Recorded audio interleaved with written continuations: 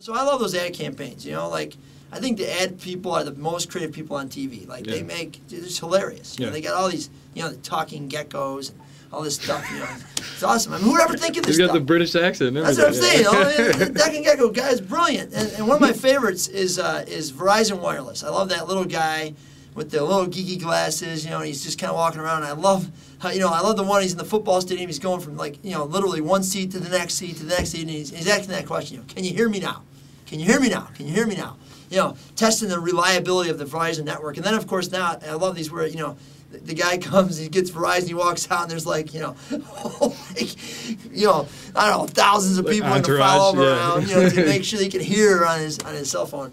And you know, I was thinking about that when it comes to God's voice. You know, I wonder sometimes if God's asking us that question. You know, like, can you hear me now? Hello, can you hear me now? And I wonder how many of us are tuned in enough to the network to actually, you know, recognize God if He's actually calling to us. And I wonder, because of our lack of hearing Him, makes me wonder, like, how reliable do we think God's voice really is? They want, like, when you talk about walking in the way of Jesus, you know, can you really rely on God to give you the direction? Or is it such a veiled thing and so difficult to hear Him for most of us that, you know, we kind of ask and then we're like, okay, I think that was God. I don't know. You know, so how reliable is God? You know, how does He come through? If you ask Him, should I walk this way, Lord?